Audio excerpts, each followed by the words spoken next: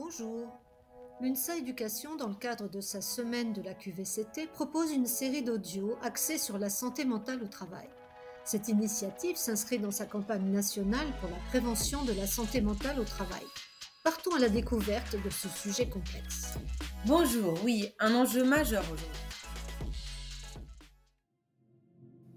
Ce troisième audio se concentre sur les causes de la dégradation de la santé mentale au travail, en abordant quelques points spécifiques du service public. Oui, l'idée c'est vraiment de décortiquer pourquoi la santé mentale se fragilise.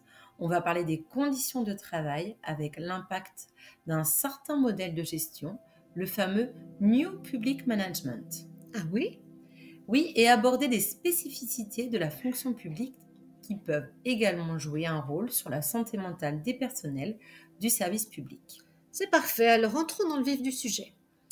L'organisation actuelle du travail engendre une surcharge de travail chronique et multidimensionnelle. Il y a bien sûr la fameuse logique du toujours plus avec moins, mais il y a aussi l'empilement de tâches annexes, remplir les tableaux de bord, répondre aux enquêtes, les réunions de pilotage, tout ça s'ajoute au cœur du métier. Et ça détourne du travail principal, j'imagine. Complètement. Ça s'inscrit dans une gestion très comptable. On supprime des postes et la pression est constante. Les conséquences sont lourdes. C'est-à-dire? Sentiment d'abandon chez les agents, fatigue extrême, et puis une vraie montée des risques psychosociaux, le stress, le burn-out, parfois même le harcèlement. Ça mène à des arrêts maladie longs et même à des départs. Et la crise Covid là-dedans, elle a joué quel rôle? Un révélateur? Un accélérateur? Un peu des deux, le surinvestissement pendant la crise a laissé des traces. D'accord. Par ailleurs, l'exposition aux violences et aux incivilités est un autre facteur qui s'aggrave. On a des chiffres, plus 25% d'agressions signalées dans l'éducation nationale juste en 2023, c'est énorme. Ah oui, quand même. À cela s'ajoute la dégradation du climat interne, les collectifs de travail qui s'effritent, des tensions entre collègues et puis la relation avec la hiérarchie, parfois perçue comme absente, distante ou au contraire trop autoritaire. L'ambiance de travail est-elle vraiment essentielle? Effectivement, ça joue énormément. Un collectif soudé, c'est essentiel. Quand ça se délite, quand les relations sont tendues, ça crée de l'isolement. En effet, on perd l'entraide. Mais au sujet de la reconnaissance, surtout matérielle, mais aussi des perspectives de carrière, on ressent un vrai sentiment de blocage, d'injustice, non? Oui, la question du salaire, elle est cruciale. Ce sentiment d'être mal payé, dévalorisé est très très répandu. Gel du point d'indice, promesses de revalorisation qui tardent ou qui sont jugées insuffisantes. Il y a un décalage entre ce qu'on demande comme investissement et la reconnaissance derrière. Ça contribue au désengagement des agents, je suppose, et explique en partie la crise d'attractivité de beaucoup de métiers publics. Donc, pour résumer un peu cette première partie, ce qu'il faut vraiment retenir, c'est que toutes ces causes, les conditions de travail, la perte de confiance, le manque de reconnaissance, ce ne sont pas des problèmes individuels. Ce n'est pas la faute des agents s'ils craquent. Oui, c'est systémique, c'est ancré dans l'organisation, dans la façon dont c'est géré, dans les moyens qu'on donne ou qu'on ne donne pas, et un certain modèle de management qui a joué un rôle clé. Oui, parlons-en un peu. Une bonne partie des problèmes qu'on vient de décrire semblent liés à l'influence de cette approche managériale. Qu'est-ce que c'est le New Public Management, le NPM? Alors oui, c'est un courant qui est né dans les années 80, plutôt dans les pays anglo-saxons au départ, et l'idée de base, c'était d'appliquer les méthodes de gestion du secteur privé au secteur public, efficacité et réduire les coûts. L'objectif étant, j'imagine, la performance et la maîtrise des dépenses. Tout à fait. En France, il s'est déployé sous d'autres noms, réforme de l'État, modernisation de l'action publique, etc. Un moment clé, ça a été la LOLF. La LOLF, la loi organique relative aux lois de finances, en 2001. Exactement. Ça a vraiment changé la façon de gérer le budget de l'État. On est passé d'une logique de moyens, on donne un budget pour faire quelque chose, à une logique de performance. C'est-à-dire basée sur des objectifs et des résultats. Oui, on assiste à une multiplication des indicateurs de pilotage, une responsabilisation de plus en plus forte des individus sur leurs résultats. Dans les universités, la loi LRU de 2007 sur l'autonomie, ça a clairement poussé à une mise en concurrence entre les établissements. Vous parlez des classements des établissements et des taux de réussite? C'est ça. Fondamentalement, le NPM change la définition de ce qu'est un travail efficace dans le public. C'est un travail dont on peut mesurer la performance, mais cette approche, elle est loin de faire l'unanimité. Les chercheurs qui l'ont étudiée pointent pas mal d'effets pervers. Lesquels, par exemple? Alors d'abord, ce pilotage par les résultats. Ça peut dénaturer l'action publique. Les agents peuvent être tentés de jouer le jeu des indicateurs, c'est-à-dire de se concentrer uniquement sur ce qui est mesuré, quitte à laisser de côté des aspects qualitatifs essentiels, mais plus difficiles à chiffrer. Vous voulez dire qu'on passe plus de temps à remplir des tableaux qu'à faire le cœur de métier? Bah oui, c'est tout à fait ça. Le temps passé sur le reporting augmente et l'action perd un peu de son épaisseur humaine, comme disent certains. Une autre critique qui revient aussi souvent, c'est la logique de défiance qui est un peu plus sous-jacente au NPM. C'est-à-dire? Il y a cette idée, parfois implicite, que les fonctionnaires, si on ne les contrôle pas, si on ne les évalue pas sans cesse, ils ne seront pas efficaces. Et ça instaure une culture de la méfiance. Ce qui n'est pas terrible pour la collaboration et la confiance mutuelle. Oui, tout à fait. C'est plutôt même destructeur. La confiance, c'est quand même un moteur essentiel. Et le paradoxe, qui est assez frappant, c'est que cette recherche d'efficacité, de rationalisation, elle finit souvent par créer de nouvelles formes d'inefficience, par une nouvelle bureaucratie du chiffre, sans qu'on soit toujours sûr que ça améliore vraiment la qualité du service ou que ça réduise les coûts durablement. Eh bien, et le lien avec les risques psychosociaux, la souffrance au travail dont on parlait au début, il est direct? Oui, alors l'intensification du travail, la pression pour atteindre les objectifs chiffrés, parfois déconnectés du terrain, la logique du faire plus avec moins est épuisante. Et l'impact sur les équipes, les collectifs, l'individualisation des évaluations, la compétition, ça doit fragiliser l'entraide, non? Bien sûr, et c'est une conséquence qu'on oublie souvent, mais elle est très importante.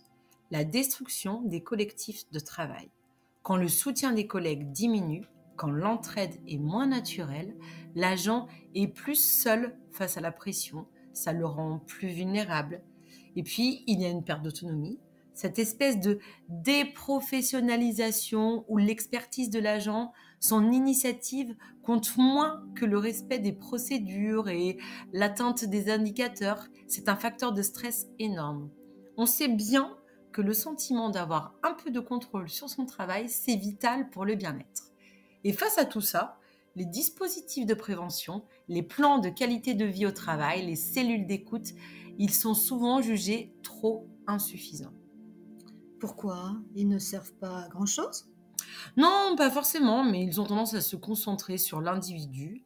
Comment l'aider à mieux gérer son stress, comment le réparer s'il craque, plutôt que de s'attaquer aux causes organisationnelles du problème. Mais il y a aussi, et c'est peut-être plus profond, un conflit de valeurs. C'est-à-dire? Les agents publics, souvent, sont là parce qu'ils croient au service public, à des valeurs d'égalité, de justice et d'intérêt général. Le NPM, lui, met l'accent sur la rentabilité, la performance individuelle, la concurrence. Ça peut heurter de plein fouet ces valeurs. Il s'agit là de spécificités propres à la fonction publique qui viennent compliquer encore les choses, non? Alors oui, et elles amplifient le problème. D'abord, le sens du service public. C'est une motivation très forte pour beaucoup d'agents et aujourd'hui, ils sont dans un fonctionnement avec un impact important. La qualité du travail est empêchée. C'est-à-dire? Qu'ils ne peuvent pas faire leur travail correctement par manque de moyens. Cette dissonance est d'autant plus pénible que la relation avec les usagers est souvent difficile. C'est vrai qu'ils sont en première ligne. Oui, exactement. Et face à des gens parfois en grande difficulté, qui expriment leur souffrance et parfois même leur agressivité, cela demande un investissement énorme. C'est une charge émotionnelle importante. Oui, et l'ensemble peut être délétère sur la santé mentale des personnels. Et l'évaluation individuelle des performances dont on disait qu'elle venait du privé, pose-t-elle un problème particulier dans le public? Alors en effet, elle peut vraiment entrer en conflit avec la culture de l'intérêt général. Introduire de la compétition là où il faudrait de la collaboration, ça peut casser la cohésion des équipes. Or, la cohésion, c'est fondamental pour le bien-être et même pour l'efficacité dans ces secteurs. On a aussi parlé de l'intensification du travail, souvent sans compensation, ni en salaire, ni en reconnaissance. Est-ce que cela nourrit un sentiment d'injustice? Ah oui, on a l'impression que les agents ont énormément donné, notamment pendant la crise Covid, mais que derrière, ça n'a pas vraiment suffi en termes d'amélioration des conditions. Si on analyse bien, c'est un peu comme si on avait pris acte que ça tient avec moins de moyens. C'est un peu ça, cette idée de qualité empêchée, elle semble parfois sous-estimée par les décideurs puisque les services publics ont tenu pendant la crise. On pense qu'ils peuvent continuer comme ça, avec des moyens limités, en oubliant le surinvestissement que cela a demandé. Et est-ce que l'organisation elle-même de la fonction publique, très verticale, pyramidale, avec les décisions prises loin du terrain, a-t-elle un impact? Oui, on ne sollicite pas le terrain et son expérience pour réformer. D'autant plus aujourd'hui avec l'influence des décisions politiques prises dans l'urgence pour répondre à une actualité loin des réalités des métiers. Cela ajoute de la pression, de la perte de sens, et puis il y a un dernier point non négligeable, la stigmatisation. Parle-t-on de la stigmatisation des fonctionnaires? Oui, et les discours parfois très critiques, voire agressifs dans le débat public. On baisse les moyens, puis on pointe l'inefficacité. C'est destructeur. Donc en somme, toutes ces spécificités, le sens du service public, avec des personnes qui doivent gérer la relation difficile avec les usagers, les moyens qui baissent, les ordres contradictoires, l'organisation, la stigmatisation, tout cela s'ajoute aux problèmes généraux et crée un cocktail particulièrement délétère pour la santé mentale dans ce secteur, semble-t-il. Tout à fait, vous avez bien résumé. Le malaise de la fonction publique a des racines profondes et multiples. D'abord, des conditions de travail qui se sont globalement dégradées. La surcharge chronique, la perte de confiance, le manque de reconnaissance et de perspective. Ensuite, l'influence de ce modèle managérial, le New Public Management, avec qui son obsession des chiffres, avec son obsession de la performance individuelle et sa logique de défiance, a pu aussi vider le travail de son sens et l'intensifier. Et enfin, pour finir, des spécificités propres au secteur public, le sens du service mis à mal, des injonctions contradictoires, la stigmatisation qui viennent amplifier tout ça. Alors, quelle solution face à tous ces facteurs? Et bien, face à cette situation, il faut repenser la façon de manager pour restaurer la confiance, sortir de cette obsession du chiffre, de la performance quantitative à tout prix, redonner du poids, de la parole aux professionnels, à ceux qui sont vraiment sur le terrain, renforcer les collectifs de travail. En fait, il s'agit de faire de la santé mentale non plus une variable qu'on gère après coup, mais une vraie finalité de l'action publique, d'intégrer la qualité de vie et les conditions de travail au cœur des politiques publiques.